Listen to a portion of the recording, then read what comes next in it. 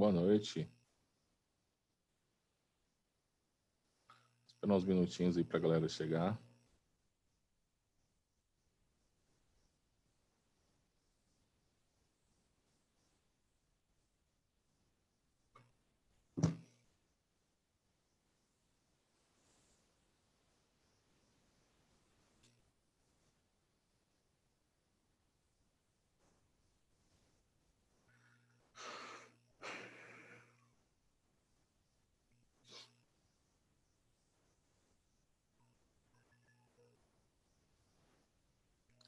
Vamos lá então, galera. Eu acho que tem o que aqui? As pessoas, né? Pessoas. Então vamos lá, galera. Vamos concluir, né? O movimento circular que nós iniciamos na aula de ontem. Tá? Então hoje nós vamos encerrar o movimento circular, vamos resolver algumas questões. E a partir daí, então, nós vamos resolver alguns exercícios e encerramos nosso tópico. Eu gostaria de saber de vocês qual é o tópico, né? Nós estamos aqui, então esquece o ajuste. Eu gostaria que vocês me indicassem qual o tópico que vocês querem que eu trabalhe a semana que vem. Vocês querem que eu leis de Newton ou hidrostática? Não dá para trabalhar as duas nessa semana, né? Não dá. Infelizmente não vou ter aula suficiente para isso, né? São 2 encontros. Então fala para mim aí, o que vocês preferem trabalhar a semana que vem? Leis de Newton, né? E suas principais forças, né? Então tração. Ele coloca atrito na próxima aula, mas a gente vai falar de tração, falar de plano inclinado, falar de associação de blocos, somente 2 blocos, e elevadores. Ou hidrostática, aí dá para falar toda a hidrostática aí. Deixa eu ver o que vocês escreveram aqui para mim. Daniel, Newton, Rafael, hidrostática. Nós temos aqui, ó, 11 pessoas aqui. Vamos abrir uma votação aqui. Escreve para mim aqui, por favor. Então, hidrostática, 1, 2, 3, 4 hidrostática. Ó, tem 11. Olha lá. Escreve aí. 1, 2, 3, 4, até agora hidrostática. Fora Daniel, hidrostática. Fora Daniel, hidrostática, né? Credo, gente. Fora Daniel, vai lá. Então vamos de hidrostática, então, né? Hidrostática é horrível. Calma, Daniel, vai dar tudo certo. Relaxa, vai dar tudo certo. Galera, então, semana que vem, nós vamos trabalhar hidrostática, perfeito? Então, hidrostática é um assunto bem importante também, assim como as leis de Newton, né? Mas as aplicações da lei de Newton são mais importantes. Mas eu vou trabalhar hidrostática com vocês, então. Então, semana que vem, hidro. Show? Hidro. Então, eu vou até assinalar aqui, ó. Fechei aqui. Então, semana que vem nós vamos trabalhar ó, hidrostática.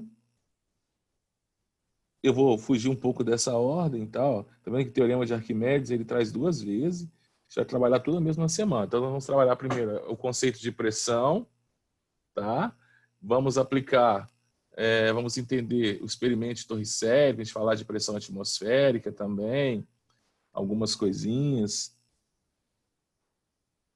As férias ali no realmente foi triste, né?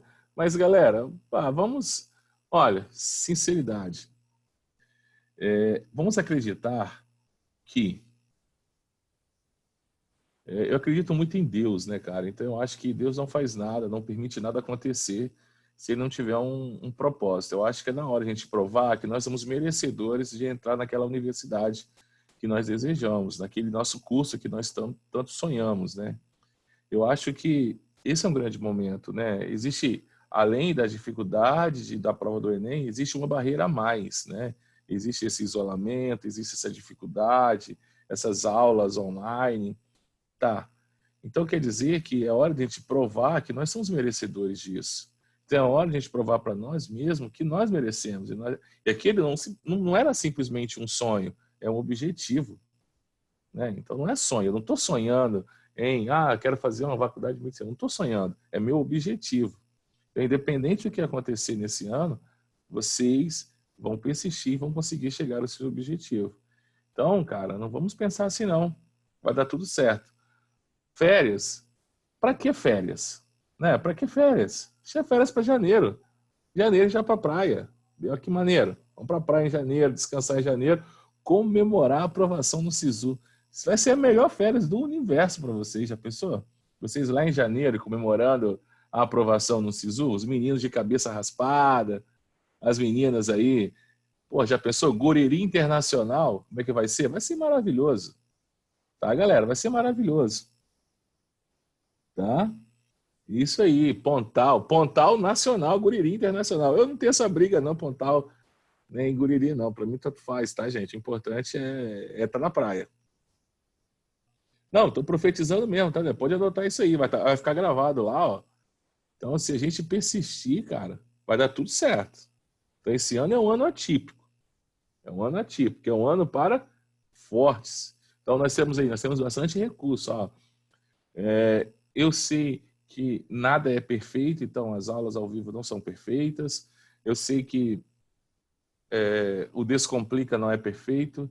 Eu sei que quem faz estúdio não é perfeito, quem faz Me Salva não é perfeito, mas nós temos ferramentas, nós temos aulas presenciais, ao vivo, nós temos ainda o Descomplica, nós temos ainda tutoria ainda do WhatsApp, nas matérias que vocês têm mais dificuldade. Nós não vamos nos esconder de vocês. Sei que demora um pouquinho, né,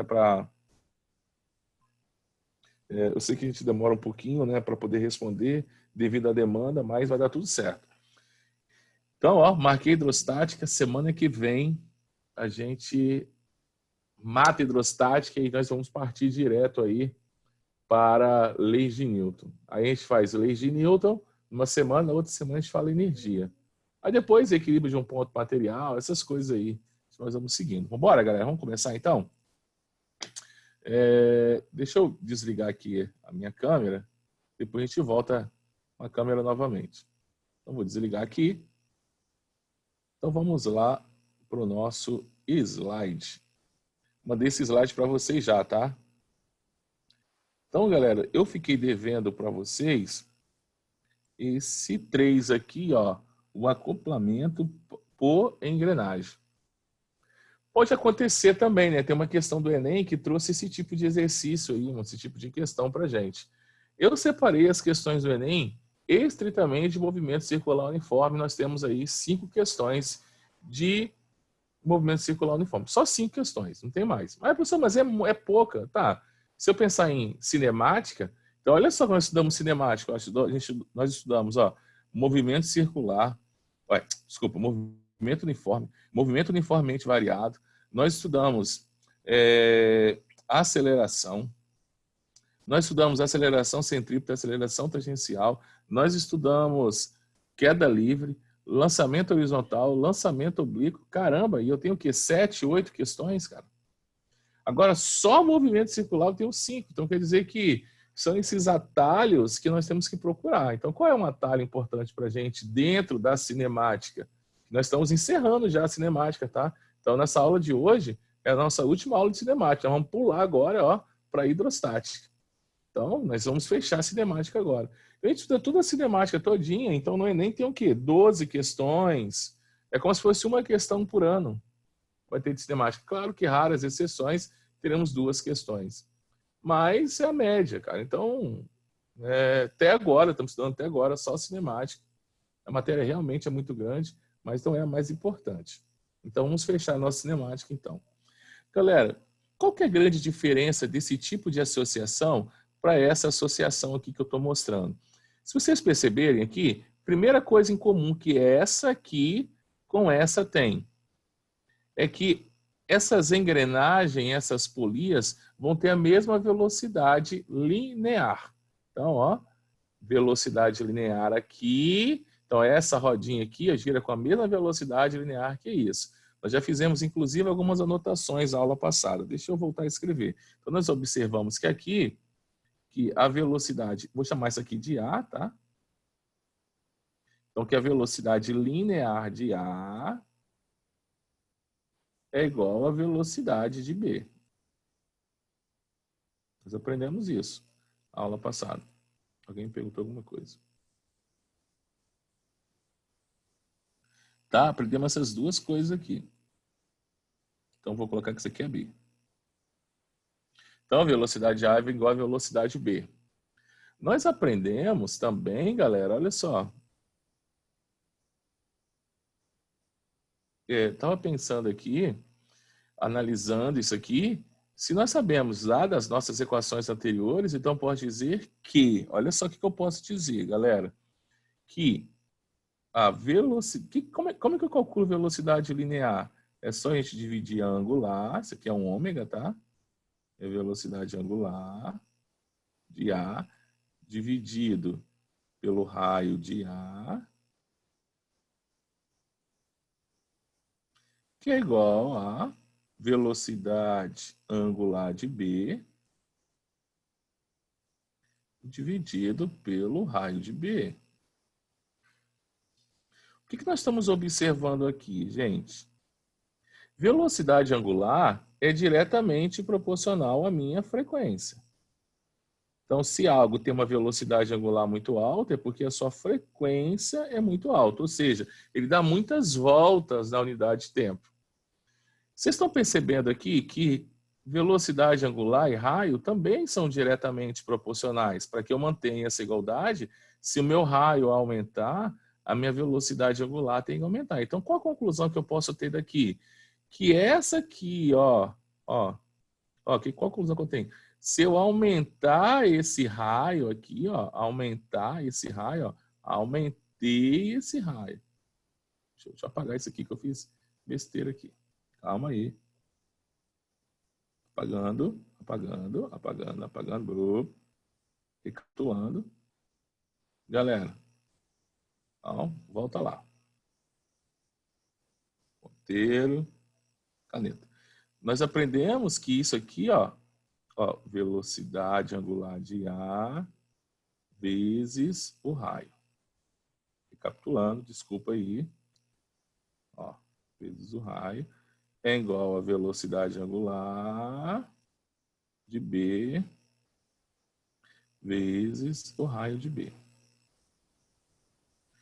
O que nós estamos observando aqui? Que essas duas grandezas são inversamente proporcionais. Como assim, professor, inversamente proporcionais? Eu estou falando para vocês que se o raio desse tipo de associação aumenta, ela gira menos vezes. Então, professor, dessas duas aqui, eles têm a mesma velocidade linear, então quer dizer que a roda A, né, a polia A, está girando mais lento, está dando menos volta no mesmo intervalo de tempo que a rodinha B. Essas mesmas observações que nós temos aqui,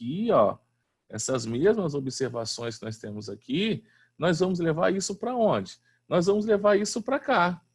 Então, quer dizer que nesse tipo de associação, as duas velocidades são iguais, e nessas duas associações, quem tem maior frequência é quem? Quem tem menor raio. Então, quer dizer que dessas duas aqui, até que dá para poder entender que essa aqui, vou chamar isso aqui de A está girando mais vezes do que B na unidade de tempo. Então, e olha só outra observação. Você está vendo que A está girando nesse sentido anti-horário? Você está vendo que B gira em qual sentido? Sentido horário. Enquanto A gira no sentido anti-horário, B está girando no sentido horário. Aqui já era diferente. Quando A girava no sentido horário, B também gira no sentido horário. Então, a diferença dessa associação aqui para aquela que eu mostrei aqui de engrenagem é essa. É o sentido de rotação. Se uma girar no sentido horário, a outra também girará no sentido horário. Se uma girar no sentido anti-horário, a outra também girará no sentido anti-horário, quando eu tenho um tipo de transmissão por correia. Agora, se eu tenho transmissão por engrenagem, elas continuam tendo a mesma velocidade, todas aquelas fórmulas que eu mostrei para vocês continuam sendo verdadeiras, ômega A, para concluir as conclusões, vezes raio de A, vai ser igual a ômega B vezes raio de B. Sim? Posso trocar esse ômega, já que ômega é 2π vezes f, e 2π vai ter desse lado, eu posso dizer que a frequência de A vezes o raio de A é igual à frequência de B vezes o raio de B. E quando eu falo para vocês que eles são inversamente proporcionais, quer dizer o seguinte: se eu dobrar o raio de A em relação a B, então vamos pensar assim, olha, se eu estou lendo exercício e ele falou que o raio de A é 2 vezes menor que o raio de B. Então ele pegou o raio de B, é 2 vezes menor, ou seja, o raio de A é a metade do raio de B. Metade. 1/2, é a metade. Então quer dizer que se o raio de A comparado com o raio de B é a metade, quer dizer que a frequência de A é o dobro da frequência de B. É isso que é inversamente proporcional. Então quer dizer que se meu raio cai pela metade, a minha frequência dobra nesse tipo de associação por engrenagem para o correia. Se o meu raio cai 3 vezes ou cai pela terça parte, a minha frequência triplica. Se meu raio dobra, a minha frequência diminui pela metade. É isso que nós temos que levar para os nossos exercícios. Perfeito, galera? Aí, aqui são os nossos 3 tipos de associação que nós temos. A associação por engrenagem e a associação por correia. As fórmulas são as mesmas. O que eles podem perguntar para a gente? O que eles já perguntaram no Enem? O sentido de rotação. Ele não te dá a frequência e o raio de um, te dá o raio da outra e quer saber a frequência dessa. Eles podem pedir a velocidade linear, te dá a velocidade linear de uma e pedir da outra. É isso que eles podem pedir para vocês. Então, nesses 2 tipos de associação, a gente começa que as velocidades são iguais. Vou só repetir. As velocidades são iguais, que f de A sobre R de A, vezes R de A, é igual a f de B vezes R de B. E aqui, o que nós temos aqui? Aqui é que as frequências são iguais. Vamos chamar aqui a frequência de A é igual à frequência de B. Obviamente, as velocidades angulares de A também é igual à velocidade angular de B. E aqui sim, V de A sobre R de A é igual a V de B vezes R de B. Então, nós temos que fazer um formulário... Opa, R de B. Nós temos que fazer um formulário com todas essas fórmulas. Então, ó, o que ele pode me dar nesse acoplamento por engrenagem ou por correia? O que ele pode pedir? O sentido de giro, horário ou anti-horário. Ele vai te dar o sentido de uma polia e vai perguntar o sentido de uma outra. Ele pode te dar a frequência e o raio de uma e o raio da outra e perguntar com que frequência que ela está girando, com que sentido que ela gira, nesse tipo de acoplamento.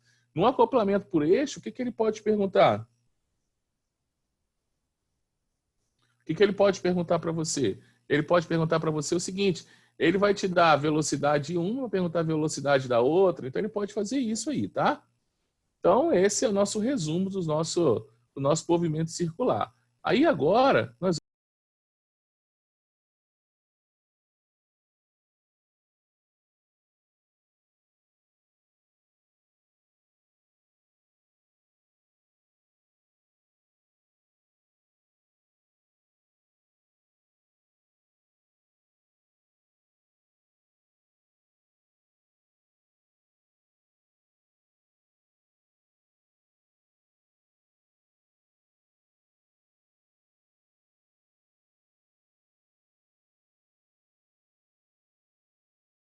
parou não. Hein, galera, não parou não. Eu só que desliguei aqui rapidinho, tô voltando, tá?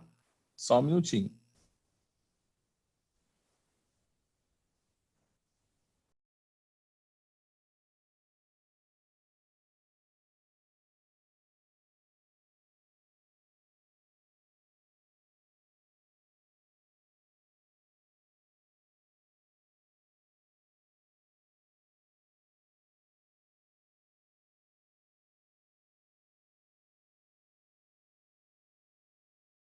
eu desliguei meu áudio aqui. Vamos. Então, olha só.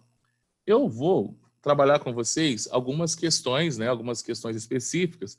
Eu trouxe algumas... Aqui nesse slide tem algumas questões de vestibulares bem tradicionais, né? Questões vestibulares, bem tranquilinha para a gente poder fazer, né? Para a gente tentar discutir, né? A gente começar lá nossos exercícios. E essas questões de bicicletas aqui, ó, é bem tranquilo para a gente fazer, bem tranquilaço. Vamos tentar fazer essa aqui antes de começar para as questões do Enem. Então, ó, em uma bicicleta, a engrenagem maior possui raio 12 centímetros, né? E a engrenagem menor, raio 4 centímetros. Então, quer dizer que essa aqui, ó, 4 centímetros e essa aqui, 12 centímetros, conforme ilustra a figura. Então, essa aqui, o raio dessa aqui, ó, vale 12 e o raio dessa aqui vale 4. Gente, preste atenção comigo. Não é uma associação por corrente, então eles têm que ter a mesma velocidade linear. Sim? Só que a minha velocidade angular é diferente. A minha velocidade angular e, consequentemente, a minha frequência é inversamente proporcional ao raio. Então, olha só, em relação ao raio 1, meu raio 2 diminuiu quantas vezes? 3 vezes. Se ele diminuiu 3 vezes, a frequência da minha engrenagem menor, da minha catraca, né, vai ser 3 vezes maior do que a minha coroa, do que a minha engrenagem maior. Mais um dado que ele me diz. O raio da roda traseira é 0,3 metros. Então, essa roda aqui, ó, 0,3 metros. Pedalando vigorosamente, um ciclista faz o pedal realizar 60 voltas por minuto. O que é isso? Frequência, galera. Frequência. Olha só. Isso aqui nada mais é do que a nossa frequência. Então eu já tenho a minha frequência? Tenho. 60. Ficou feio, mas vocês estão entendendo. R, P, M.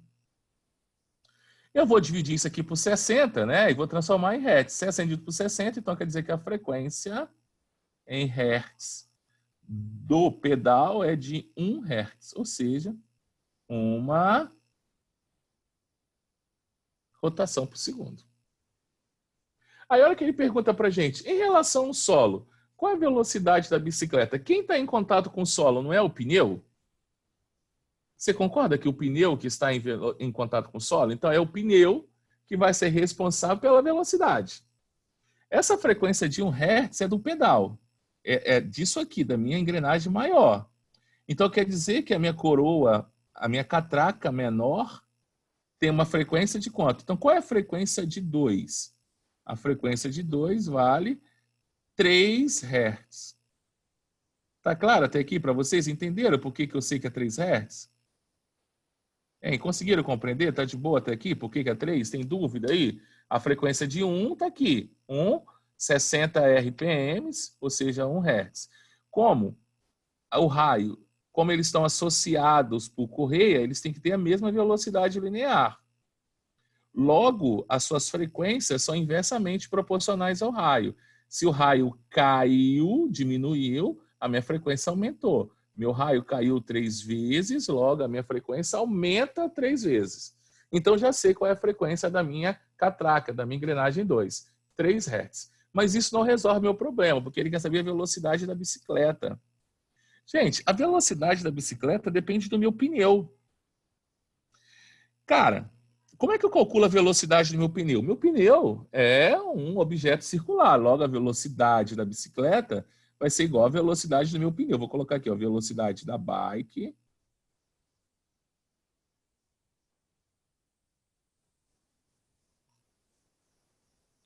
vai ser igual à velocidade do meu pneu, cara. E como é que eu calculo a velocidade desse pneu? Opa. Como é que eu calculo a velocidade desse pneu? 2π.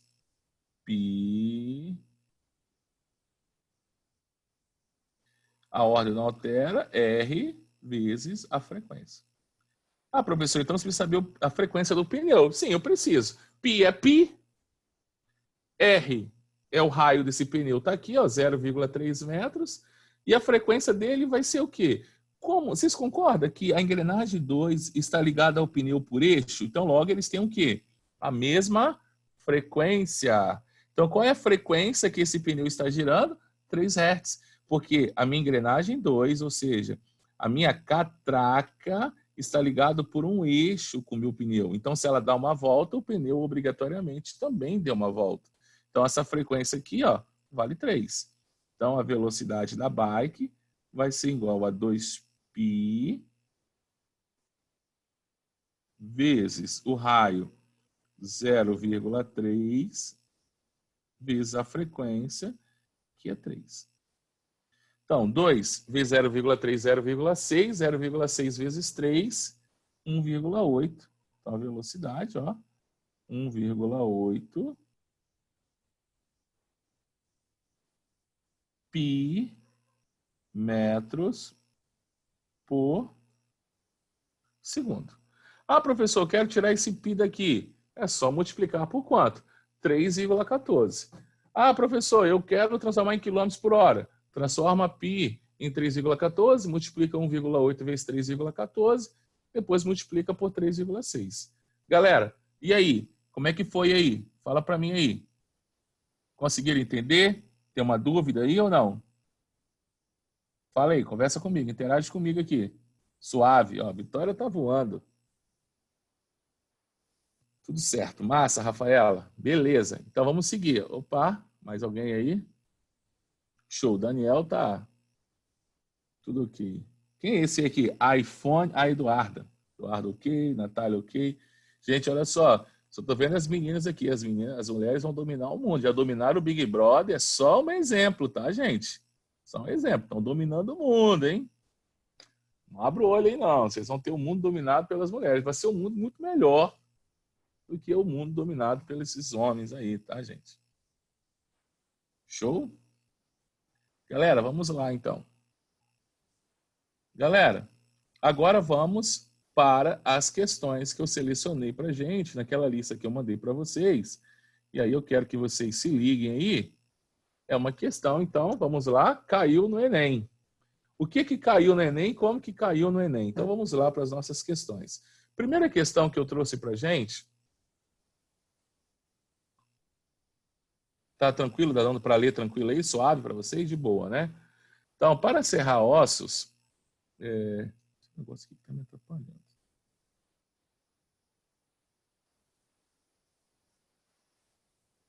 Então tá. Para serrar ossos e carnes congeladas, um açougueiro utiliza uma serra-fita que possui 3 polias e um motor.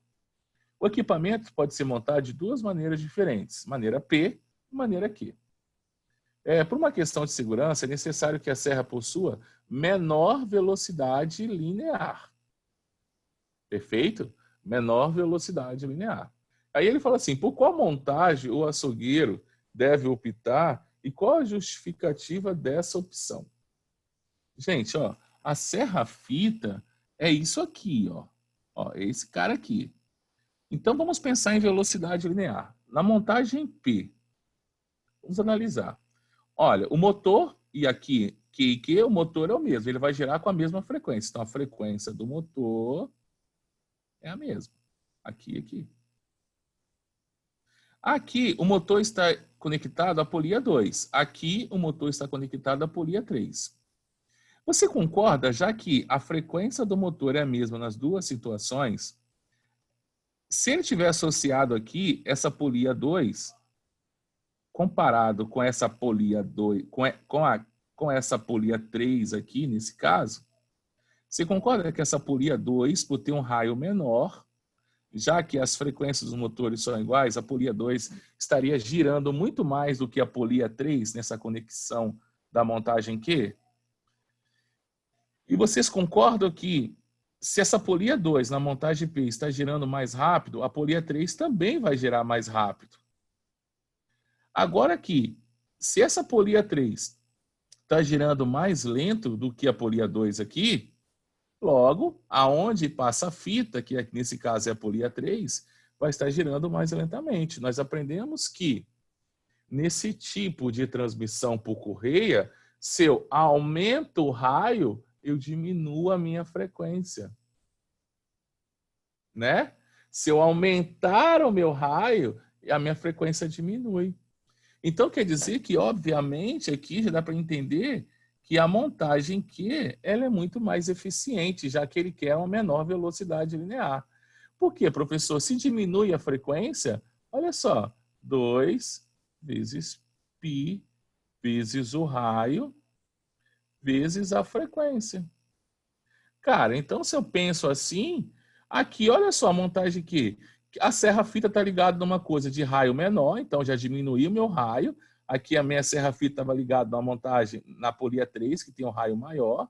Então meu raio diminuiu comparado aonde está a serra-fita, comparado com a montagem P. Além de eu ter o meu raio diminuído, eu tenho também, a minha frequência caiu. Então, quer dizer, onde que ela vai ter a menor velocidade linear vai ser na montagem Q.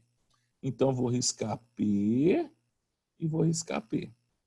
O que sobrou para a gente aí? A, B ou E? Aí, galera, olha só. A fala assim, que, pois as polias 1 e 3, giram com velocidades lineares iguais, perfeito. Acoplamento por correia, velocidades lineares iguais. Tá? Ó, vou desligar meu áudio aqui rapidinho, mas tô...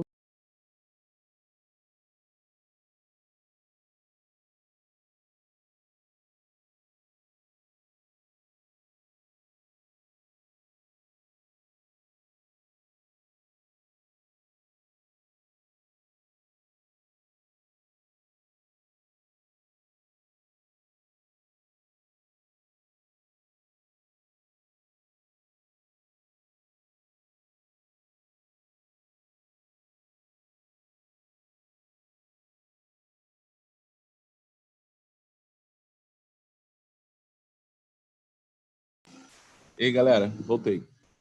Gente, então, ó, letra A, polia, a montagem Q, pois as polias 1 e 3 giram com velocidades lineares iguais, isso é certo pra gente, ó, tá certo, em pontos periféricos, e que tiver maior raio, terá menor frequência. Nós já discutimos isso. Logo, ó, alternativa letra A. Sabe quantas pessoas acertaram essa questão? 1 a cada 5 pessoas.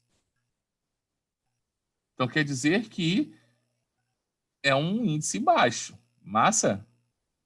Galera, vamos para mais uma do ano passado? Vocês lembram dessa questão do ano passado? Lembram? Acredito que sim, né? Acertaram essa questão ano passado? Foi suave? Acertaram aí? Não, meu caderno, ela caiu, eu acho que foi uma das últimas, eu nem tava prestando atenção mais. Isso, esse que é um grande problema, gente.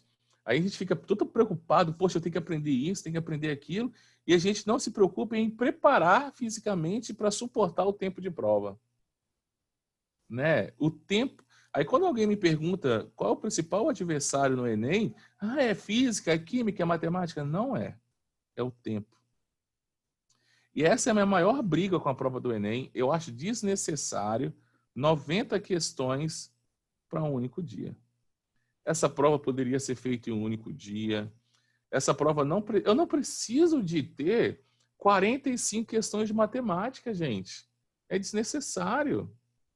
Eu não preciso. A habilidade matemática é cobrada, olha só, lá é cobrada em física, é cobrada em química, eu não preciso. Tá? Eu posso enxugar. Eu não preciso ter 15 questões de física, eu posso ter só 10 de física, 10 de química, 10 de biologia, 10 de matemática. Olha só, o segundo dia já diminui para 40.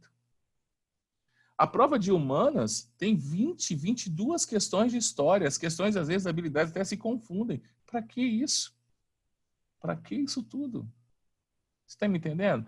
Então, eu acho que se a prova tivesse 40 questões no primeiro dia e 40 no segundo dia, seria suave para a gente. Não precisa mais que isso. 40 num dia e 40 no outro, mas com o mesmo tempo de prova. Sem tirar nosso tempo. Se a gente tivesse aí 6 minutos por questão, cara, seria excepcional. Mas eles não olham para a gente, né? Não queria ministro da Educação, não, tá, ô Vitória? Não seria uma boa, não, né? Eu gosto de ver o circo pegar fogo, entendeu? Se for para pegar fogo aí, mesmo que eu não tenha informação nenhuma, né, na ministra da Justiça, mas seria interessante, ó, Justiça, Saúde, bicho pegando fogo. Eu gosto do circo pegando fogo, tá? Educação, tá todo mundo tranquilinho, ninguém tá falando nada. Vamos botar fogo no cirquinho, no parquinho, né? Galera, olha a questão. Na madrugada do dia 11 de março de 1978, ó, partes de um foguete soviético reentraram, né? Reentraram na atmosfera acima da cidade do Rio de Janeiro. Então, quando eles estavam na atmosfera, vamos pensar assim, ó, eu tenho aqui, opa, não dá para desenhar um globo bonitinho, não, mas vamos pensar, eu tenho um globo terrestre aqui, então, e aqui está o Rio, vamos pensar que o Rio está aqui, suponhamos, né? Então, ele caiu aqui exatamente e atingia aonde? O Rio de Janeiro. Sim? E atingia o Rio de Janeiro. Se tudo corresse bem, ele atingia o Rio de Janeiro. Só que alguma coisa aconteceu, e aí nós temos que interpretar, que ao invés de ele cair no Rio de Janeiro, ele caiu aqui, ó, no Oceano Atlântico. Por que será que ele não caiu antes no Oceano Pacífico, ou lá no Chile, ou na Argentina? E por que ele caiu depois? O que levou ele? Porque a Terra não está parada, a Terra está girando, né? A Terra tem um movimento de rotação e ela está girando aqui, ó. Tem um movimento de rotação aqui. O que fez esse foguete aqui cair depois do Rio de Janeiro? Aí ele começa com a gente. De acordo com os fatos relatados, a velocidade angular do foguete em relação à Terra, num ponto de entrada, era o quê? Era igual da Terra? Você concorda que se a velocidade angular deles fossem iguais, então quando ele caiu, né, a Terra está girando, ele cairia exatamente sobre o Rio de Janeiro. Aconteceu isso? Não aconteceu. Ele falou que caiu aonde? Ó, cortava um céu, tal, mas ele caiu, ó, no Oceano Atlântico. Ele caiu depois do Rio de Janeiro. Se ele caiu depois, enquanto ele estava girando também, né? Ele estava girando também, a Terra também girava, ele girou um pouco mais rápido. Então quer dizer que a velocidade angular do foguete era superior da Terra e o quê? No mesmo sentido. Porque se fosse no sentido oposto, ele cairia onde? Oceano Pacífico. Galera, e essa aí? Difícil isso? Não, né? De boa. De boas. Fala para mim aqui no chat aqui, se vocês conseguirem entender ou se estão com alguma dúvida aí. Ei? Ninguém? Ou? Galera, vamos lá. Certinho. Então, vamos lá. Galera, mais um pouquinho então, hein? Opa. Vocês estão com vergonha, bicho? Ei, conversa comigo, pô. Ah, eu posso meter cinemática agora no meio, né? Vou meter cinemática no meio aí pra gente discutir. Essa aqui tem cálculo, tá? Eu quero ver isso aí, né? Vamos botar fogo no parquinho aí. Segundo meu amigo Thiago Life, né? Vamos colocar fogo no parquinho. Galera, comigo aí. Enem 2009. Tá? O Brasil pode se transformar no primeiro país das Américas a entrar no seleto grupo das nações que dispõem de trens-bala. No Brasil tem trem-bala? Acho que não tem não, né? Não tem esse negócio aqui não, tá? Pode, né? Opa, ele pode? Não foi, não aconteceu. O Ministério do Transporte prevê o lançamento do edital de licitação internacional para a construção da ferrovia de alta velocidade Rio-São Paulo. A viagem ligará os 403 quilômetros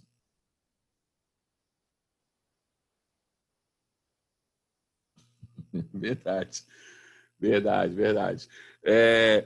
A viagem ligará 403 quilômetros entre a Central do Brasil, no Rio de Janeiro, e a Estação Luz, no centro da capital paulista, em 1 hora e 25 minutos.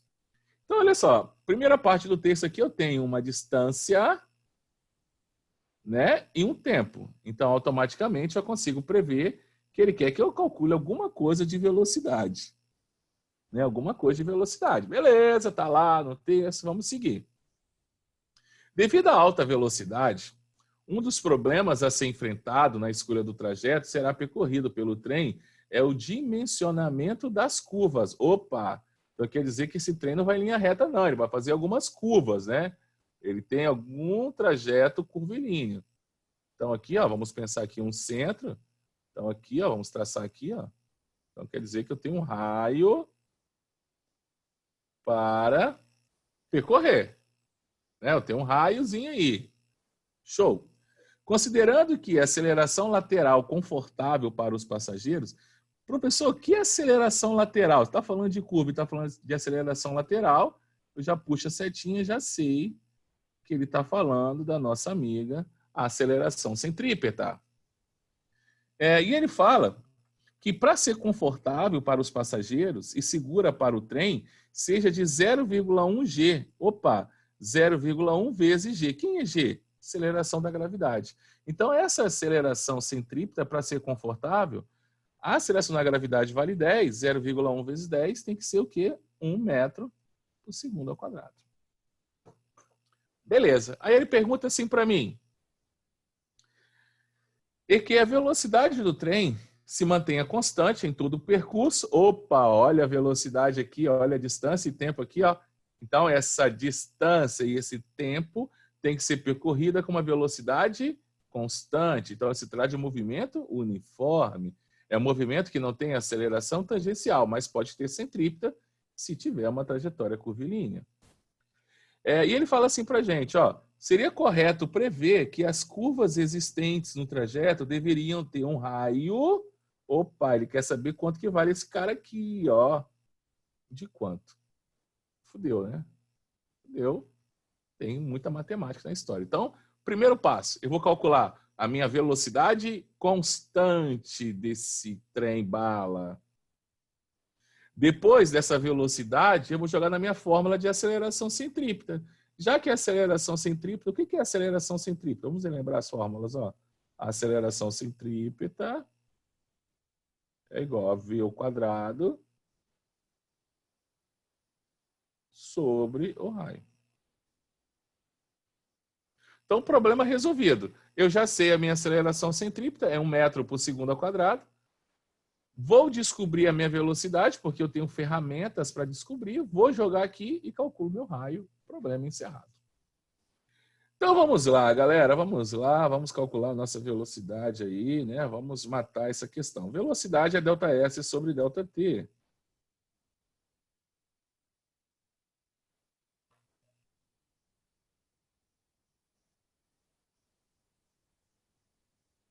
Galera, o problema dessa questão é que a minha distância está em quilômetros e meu tempo está em horas e minutos. Pô, se fosse 1 hora e 30 minutos, seria sucesso. Eu tenho duas sugestões. Ou eu transformo 403 quilômetros em 403 mil metros, e aí eu já vou achar minha velocidade em metros por segundo, já que os meus raios são todos em metros. Só que eu tenho que transformar esse tempo de 1 hora e 25 minutos também em segundos. Então, vamos fazer isso então. Então, velocidade é igual a 403 mil metros dividido 1 hora, eu sei que são 3.600 segundos. 25 minutos, eu tenho que multiplicar 25 vezes 60. Deu 1.500. 3.600 mais 1.500 dá 5.100. Opa! Passou um ali. Gente, imagine, tenho 3 minutos para resolver isso, hein? Ó, corta um zero em cima ou embaixo. Sobrou o quê? 4.030 dividido por 50. Gente, estão de sacanagem comigo que eu vou fazer essa divisão aqui. Eu vou dividir 4.000 por 50. Eu vou obter quanto? 80. Eu não consigo ver a palavra aproximado, bicho. Eu não vou dividir isso aqui, não. Ó. Eu já enxerguei que 4.030 está perto. Quem tem 4.000... eu vou comprar lá uma bicicleta para pedalar. Custa quanto? 4.030. Eu duvido se eu chegar lá com 4.000 se eu não levo essa bike. Professor, eu tenho 51. Quem tem 51 tem 50, tem a mesma coisa, gente. Para com isso. 80 metros por segundo ao quadrado. Ou por metros por segundo. Aqui. Aproxima. Se vê a palavra aproximada, aproxima, ó. 80. Galera, agora eu vou pegar esse 80 aqui, ó, vou jogar aqui, ó. na minha fórmula aqui, ó. Então, ó, 1 vai ser igual a 80 ao quadrado dividido por R. Perfeitamente. Então, R vale o quê? 80 ao quadrado. 8 vezes 8 ao quadrado. 8 vezes 8, 64. É só repetir agora os dois zeros. 6.400 metros. Ó. Passou a régua. Galera, e aí? E aí? Suave, né? Suave, tranquilaça, aula bem tranquila, aula bem suave aí, né? Resolvemos nosso problema. Uma questão um pouquinho de matemática, né? Um pouquinho de matemática, mas nada de muito complexo, nada que a gente treinar a gente não consegue fazer. Mandei para vocês uma listinha lá, eu resolvi 3 aqui, tem mais 2 lá. Acredito que a gente consegue, nós fechamos, né? Já 35, o tempo passa rápido. Algum problema de MCU? Vou preparar mais uma lista para vocês. Assim que eu preparar, eu mando para vocês só de movimento circular uniforme. Aí vocês vão treinando, qualquer dificuldade me pergunta. E aí, a próxima semana, hidrostática. Vamos falar aí de hidrostática. Tá massa? Hein, ô Daniel, eu já mandei uma lista cinemática lá e mandei para vocês lá, só que foi fracionada, lembra? Eu mandei até, se eu não me engano, foi lançamento no movimento vertical. Aí falta lançamento horizontal, lançamento oblíquo e movimento circular. Vou mandar para vocês sim. Tá? Eu mando para vocês sem problema com o gabarito lá. Galera, ó, um abraço, até amanhã. Lembrando que amanhã vamos trabalhar o quê? Polaridade das moléculas, ligações intermoleculares e vamos trabalhar com ponto de ebulição e solubilidade. Fechou a aula de amanhã. Não sei se dá para fazer tudo isso hoje, amanhã, mas a gente começa amanhã e termina aqui. Então, um abraço aí. Tamo junto. Fui.